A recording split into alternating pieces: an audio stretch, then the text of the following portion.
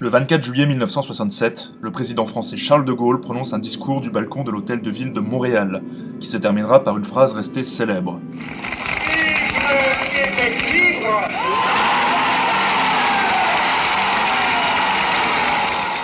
Ces quelques mots vont provoquer une crise diplomatique entre la France et le Canada, le gouvernement d'Ottawa accusant de Gaulle d'ingérence dans ses affaires. À son retour en France, il dit à ses ministres « Il fallait que je parle aux Français du Canada, nos rois les avaient abandonnés ».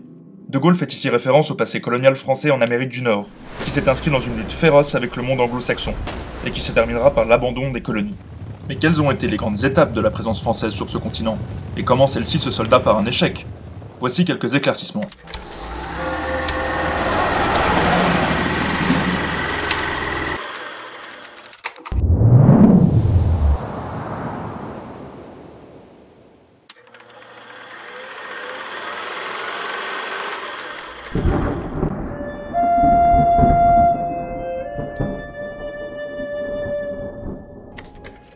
Depuis la fin du Moyen-Âge, la route de la soie vers la Chine permet de ramener épices, métaux et matières rares en Europe.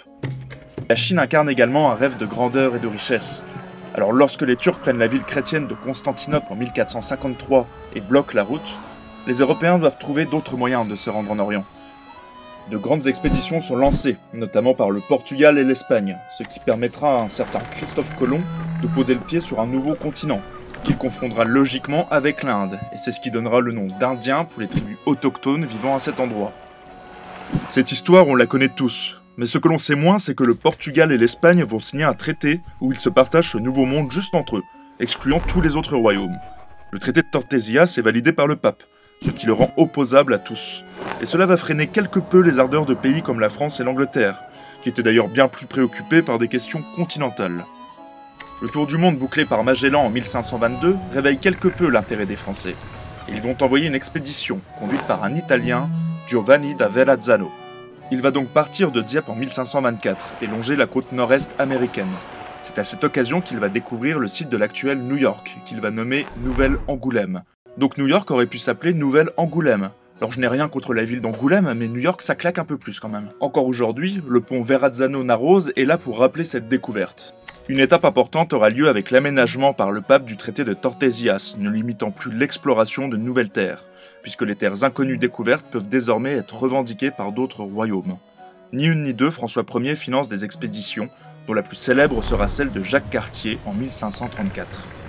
L'objectif est de rapporter or et richesse, mais Cartier va faire chou blanc concernant cette mission. Par contre, des contacts sont établis avec des tribus et les premiers trocs se mettent en place. D'ailleurs, le terme de Canada apparaît à cette époque. Il fait référence au village de Stadacone, situé sur l'actuel Québec, et vient de Kanata, signifiant village en iroquois.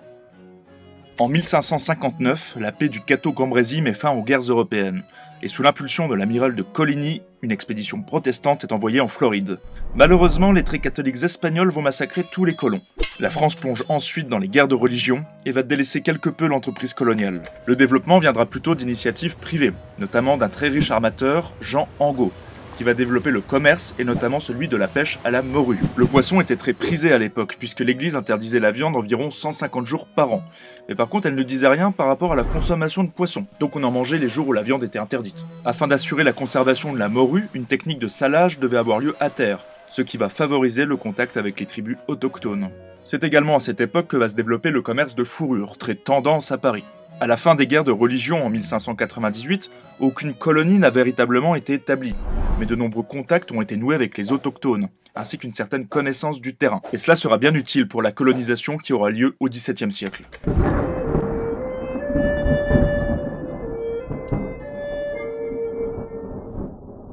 Le XVIIe siècle va marquer une reprise en main par l'État de la colonisation, en soutenant souvent des initiatives privées. En 1603, François Gravé-Dupont, accompagné d'un certain Samuel de Champlain, vont participer à ce que l'on nomme les tabagies de Tadoussac. Alors ce sont des cérémonies rituelles avec calumet, dégustation de castor et danse en tout genre. Bon, concrètement, c'est des gros stuff où on s'éclate la tête. En participant à ces fêtes, ils comprennent que l'établissement d'une colonie durable répond à un préalable, une alliance solide avec les Indiens. Les Français s'associeront avec les Hurons. C'est ce même Samuel de Champlain qui va créer la ville de Québec en 1608. Québec signifiant là où le fleuve rétrécit en iroquois, ou débarquer en montagnier, venant du mot Quépac, Bon, Champlain a débarqué là où le fleuve rétrécit. Donc Québec est une place hautement stratégique car elle est située sur des falaises et donc très difficile à prendre.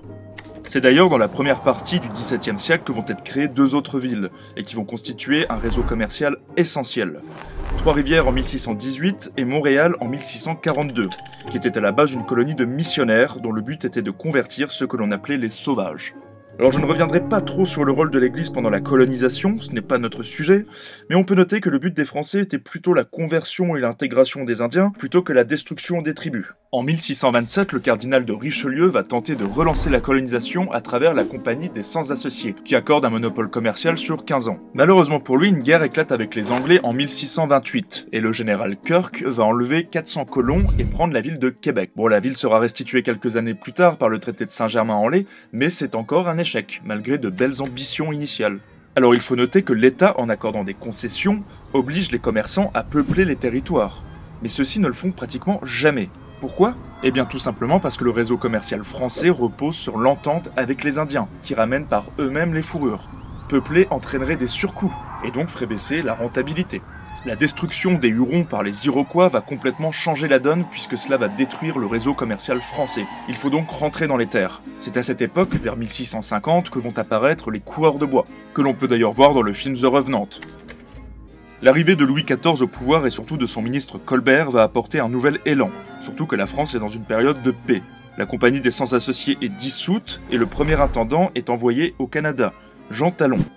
Une expédition militaire est envoyée, un effort financier de 1 million de livres accordé et une politique de peuplement mise en place, grâce à ce que l'on appelle les filles du roi. Des filles d'origine assez modeste sont envoyées pour peupler les colonies.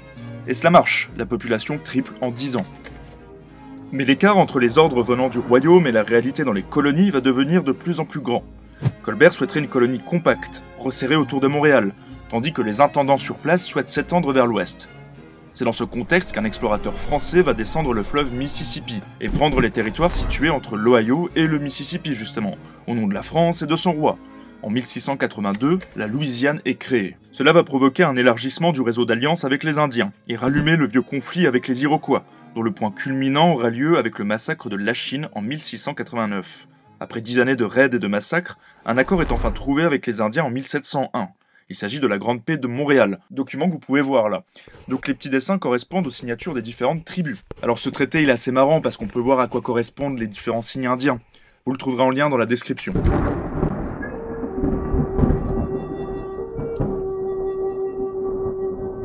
C'est malheureusement à ce moment qu'un nouveau conflit, la guerre de succession d'Espagne, va éclater en Europe et se répercuter sur le nouveau continent. Depuis quelques années, les Français et les Anglais se faisaient des petites attaques, tentatives de prendre des villes, quelques exactions et massacres, mais rien de très officiel. Cette fois-ci, les territoires sont clairement revendiqués. L'Acadie, Terre-Neuve et la baie d'Hudson. Le conflit se terminera par le traité d'Utrecht en 1713 et c'est une véritable catastrophe pour la France. Mais c'est une catastrophe assumée, c'est bien là le problème. Depuis le début du siècle, Louis XIV n'a de vue que sur la Louisiane pour empêcher l'expansion anglaise vers l'ouest, mais aussi pensant que cette terre dispose de plus de richesses. Le traité cède une partie de l'Acadie, la baie d'Hudson et Terre-Neuve aux Anglais. Seule l'île de Cap-Breton reste aux mains françaises. Alors ce traité ferme la porte d'entrée du Canada à la France, et la première réaction française sera de créer le fort de Louisbourg en 1714, servant ainsi à contrôler l'estuaire du Saint-Laurent. Ce qui montre que la France a encore un certain intérêt pour le Canada. La période qui s'étale de 1713 à 1744 est une époque que l'on peut considérer de paix armée, dans l'attente de la reprise des hostilités entre ces bons vieux ennemis que sont la France et l'Angleterre. L'événement décisif dans la chute de la Nouvelle-France sera la guerre de 7 ans, que les Anglais appellent la Grande Guerre pour l'Empire, et qui est décalée de 2 ans par rapport à l'Europe. Les raisons de cette guerre sont particulièrement bien résumées dans le film Barry Lyndon de Stanley Kubrick. Il faudrait le talent d'un grand philosophe et d'un grand historien pour expliquer les causes de cette fameuse guerre de 7 ans, dans laquelle toute l'Europe fut engagée et au cours de laquelle le régiment de Berry se retrouva en mer pour aller prendre part au combat. Qu'il nous suffise de dire que l'Angleterre et la Prusse étaient alliées et qu'elles faisaient la guerre à la France, à la Suède, aux Russes et aux Autrichiens. Le point de discorde concerne le fleuve Ohio, sur lequel les Français ont installé plusieurs forts. Alors les Anglais n'aiment pas trop ça, et ils vont dépêcher une ambassade constituée d'Indiens et d'un diplomate milicien, qui deviendra le premier président des États-Unis. Son nom est George Washington. Malheureusement, l'entrevue tourne plutôt mal et le chef indien, qui n'était pas trop du genre à déconner, va fracasser le crâne d'un officier français à l'aide de son tomahawk. Cette fois-ci, la guerre est vraiment bien lancée. Cette guerre se découpe en 2 phases. La première partie tourne à l'avantage des Français, malgré son infériorité numérique, mais grâce à une stratégie plus adaptée au territoire. L'utilisation des techniques indiennes de surprise, de mobilité et d'habilité au tir. Un épisode va marquer l'imaginaire anglais, il s'agit du massacre du fort Henry, que l'on retrouve décrit dans le dernier des Mohicans. En effet, les Français, après avoir pris le fort, devaient protéger la retraite des Anglais, mais ils n'ont pas réussi et les Indiens en ont massacré une bonne partie. C'est aussi durant cette guerre qu'une grande vague migratoire va se produire en Acadie. Plus de 6000 personnes refusant de se soumettre à la couronne anglaise vont migrer. C'est l'épisode dit du Grand Dérangement. À partir de 1758, le cours de la guerre s'inverse, et cela pour plusieurs raisons. C'est tout d'abord un choix politique anglais. Il faut faire tomber Québec. Et pour cela, de nombreux renforts sont envoyés, permettant la prise rapide de Louisbourg. La Royal Navy, plus puissante que la marine française, empêche l'arrivée du ravitaillement. Et enfin, une stratégie de sape des alliances franco-indiennes est mise en place. Grâce à ces différentes mesures, l'avantage revient aux Anglais. Et le général Wolfe réussit à prendre Québec en 1759. De manière quasi suicidaire d'ailleurs, en escaladant les falaises de la ville la nuit avec des forces inférieures. Mais la mauvaise stratégie du général français Montcalm lors de la bataille des plaines d'Abraham font tomber la ville. 1 an plus tard, c'est Montréal qui est prise. Seule la Louisiane est épargnée, considérée comme secondaire. Le traité de Paris de 1763, mettant fin à cette guerre, acte la fin du Canada français, et va au passage céder de manière secrète la Louisiane aux Espagnols, afin de ne pas avoir à la céder à l'Angleterre. Et oui, si on avait l'occasion de mettre des bâtons dans les roues aux Anglais à l'époque, on n'hésitait pas une seconde. Cet abandon ne provoque pas d'émotion en France. Certains sentent déjà arriver le vent de la future révolution américaine. En soutenant les rebelles américains contre l'Angleterre, la France tiendra là une petite revanche sur son vieil ennemi. Une petite, on peut dire. Le dernier acte de notre histoire concerne la Louisiane, qui sera rétrocédée par l'Espagne à Napoléon Bonaparte en 1800, contre un élargissement du duché de Parme. Oui, on s'échangeait des territoires comme ça à l'époque. À peine le drapeau français sera hissé le 30 novembre 1803 que le territoire sera revendu aux États-Unis, pour la modique somme de 80 millions de francs. Le 18 décembre de la même année, les États-Unis prennent officiellement possession de la Louisiane. Finalement, la Louisiane sera revenue dans le giron français pour seulement 3 semaines. Voilà donc toutes les grandes étapes qui ont amené à la perte de l'Amérique du Nord. Un désintérêt de départ, une politique peu incitative et des choix stratégiques désastreux. Les conséquences sont nombreuses. L'influence française dans le monde en a pâti. La langue en Amérique ne survit qu'au Québec. Et la mentalité anglo-saxonne règne désormais en maître sur ce vaste territoire.